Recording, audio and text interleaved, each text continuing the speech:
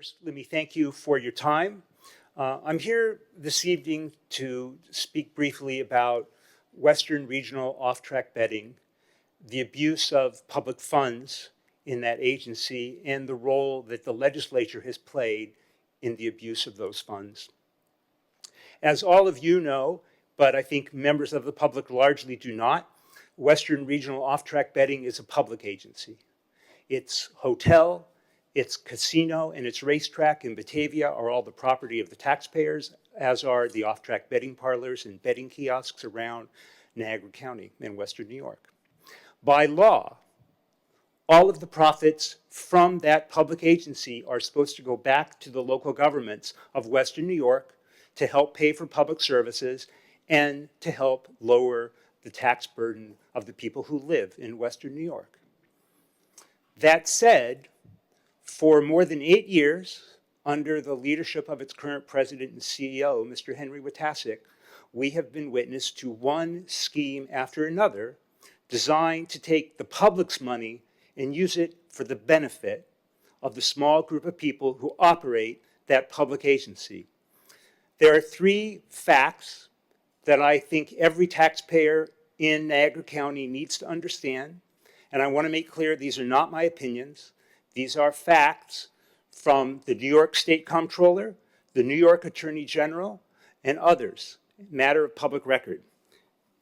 Fact number 1, the members of the agency board, who work 2 days a month, they have 1 2-day meeting a month, have given themselves health plans that are the most expensive health plans that money can buy. Sometimes these cost as much as $30,000 for a 2-day-a-month position.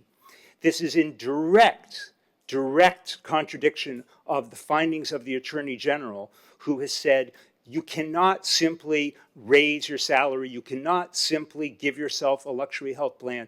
This is hundreds of thousands of dollars every year out of the taxpayers' pockets. Fact number 2, the people who run this agency, the staff and board, have spent tens of thousands of dollars out of its marketing budget to, among other things, purchase luxury boxes at Buffalo Bills and Sabres games for the personal use of members of the board and the executive team.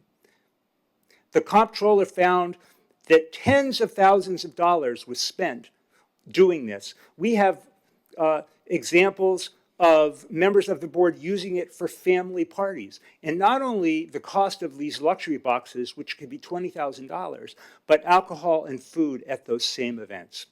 And number 3, every time people have questioned, whether they're lawmakers or anyone else, questions about the way this agency is being operated, the agency leadership has spent even more tax dollars, more of our money, to hire lawyers and lobbyists at our expense to defend it. So not only are we having our money pickpocketed by people who are running the agency to benefit them personally, they're then using taxpayer money to defend themselves.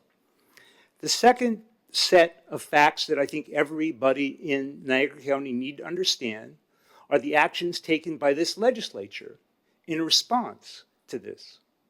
In 2018, the majority of this legislature voted against having an audit of the agency by the New York State Comptroller. After that audit came out and found the very kinds of public abuses that I'm talking about, the majority of this legislature took a resolution to hold Mr. Witasick and Elliot Winter, the county's representative on the OTB board, took a resolution to hold them to account and put it off in committee so it would never be voted on in this legislature. And in 2023, last year, after the legislature intervened and passed an anti-corruption law to change the way this agency is governed, this legislature, the majority of this legislature, spent our county tax money on lawyers to try to undo those anti-corruption reforms. Those anti-corruption reforms didn't affect a dime of what the county was going to get. They literally increased the voting power of Niagara County on the board. The only thing that attempt to overturn the law did was to try to make it easier for Henry Watassic to remain in power at the head of OTB. And that was our tax money, money that could have been used for youth programs, that could have been returned back to taxpayers, spent on lawyers to undo anti-corruption reforms. And now, that lawsuit, of course, didn't work. And as we thought, Henry Watassic is going to leave the agency, but not without a grand finale. Last year, Mr. Watassic engineered an increase in his salary so that for running a casino and horse track in Batavia, he now earns more than the vice president of the United States, more than the governor of New York. But that is not enough. Mr. Watassic is trying to engineer a payout, a severance payout of $299,000.